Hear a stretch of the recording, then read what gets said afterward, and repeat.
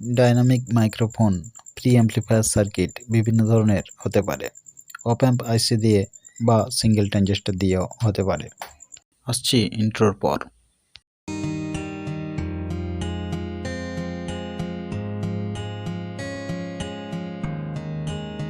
নমস্কার বন্ধুরা, take video চ্যানেলের আরেকটি নতুন ভিডিওতে আপনাদেরকে স্বাগত জানাই। আশা করি আপনারা সুস্থ আছেন। আজ আমি যে সার্কিটটি দেখাতে চলেছি এটি হলো তার সার্কিট ডায়াগ্রাম। এখানে একটি মাত্র সিঙ্গেল ট্রানজিস্টর ব্যবহার করে সার্কিটটি তৈরি করা হয়েছে।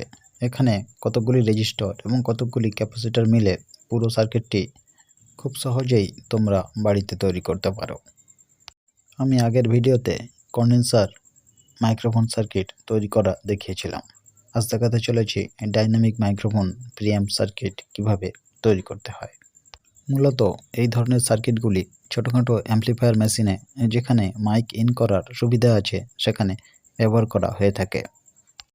বন্ধুরা যারা বাড়িতেই অ্যাম্পলিফায়ার মেশিন তৈরি করে সেখানে মাইক ইনের সুবিধা যুক্ত করতে চাও তাহলে তাদের এই ধরনের একটি বোর্ডের প্রয়োজন হতে পারে।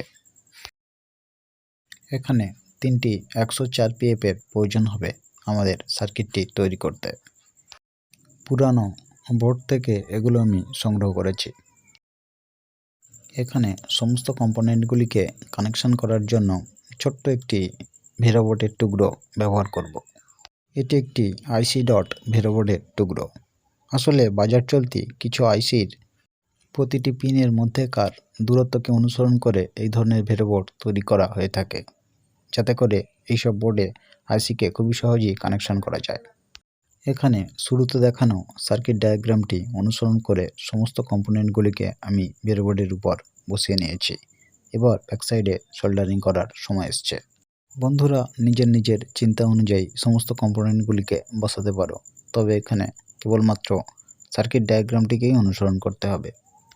এই সার্কিটে ব্যবহৃত সমস্ত কম্পোনেন্টগুলি খুবই সহজলভ্য এবং কমন কয়েকটি পার্টস, যা খুঁজলেই সংগ্রহ করা যেতে পারে। তাই এই সার্কিটটি তৈরি করতে বন্ধুদের অসুবিধায় পড়ার কথাই নয়।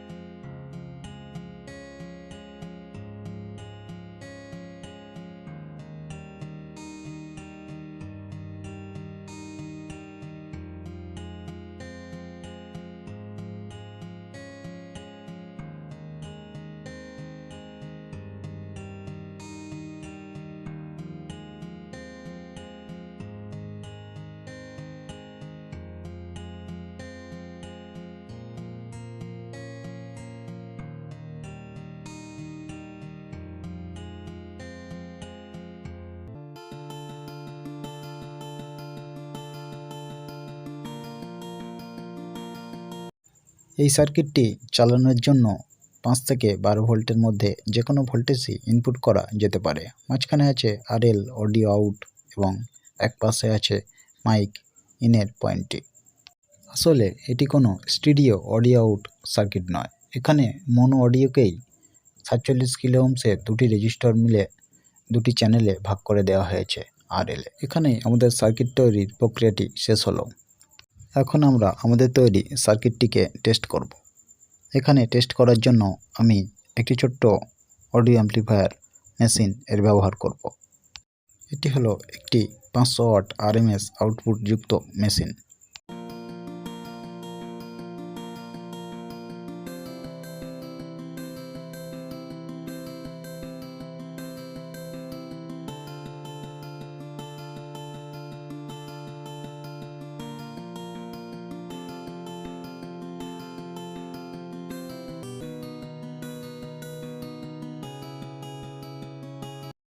এখানে এটি হলো মাইক ইনপুটের সকেট। এই সকেটেই আমরা কানেকশানটি করতে চলেছি।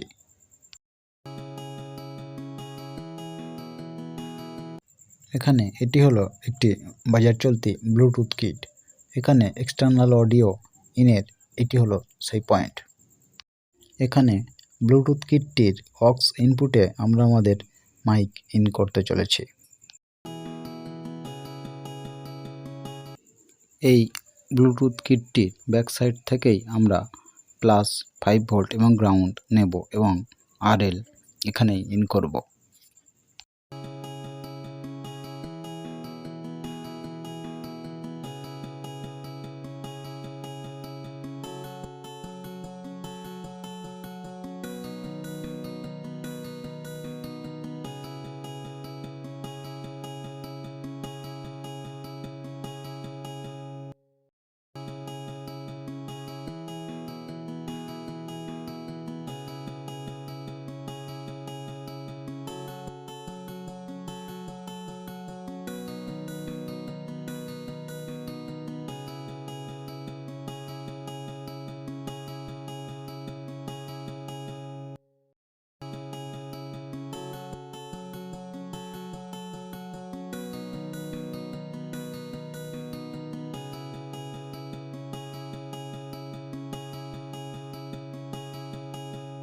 এখন সময় এসছে সাউন্ড টেস্ট করার।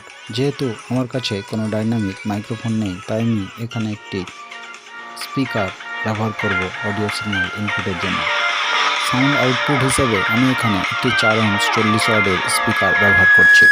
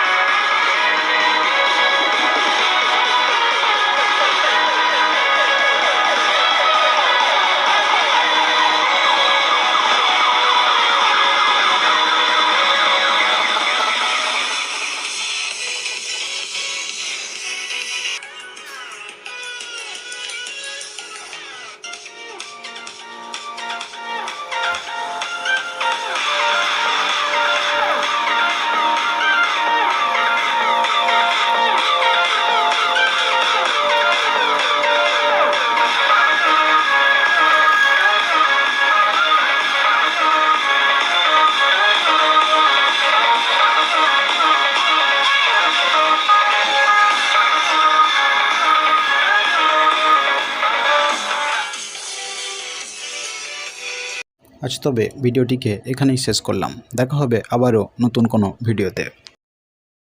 এই ধরনের তথ্যমূলক ভিডিও পেতে আমার চ্যানেলটিকে সাবস্ক্রাইব করতে পারেন। ভিডিওটি ভালো লেগে থাকলে বন্ধুদের সঙ্গে শেয়ার করতে পারেন। আর ভিডিও সম্বন্ধে কোনো কিছু জানার বা জানানোর হলে কমেন্ট বক্সে কমেন্ট করতে পারেন।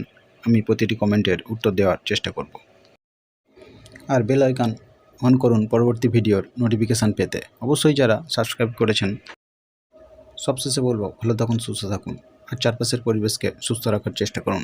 নমস্কার।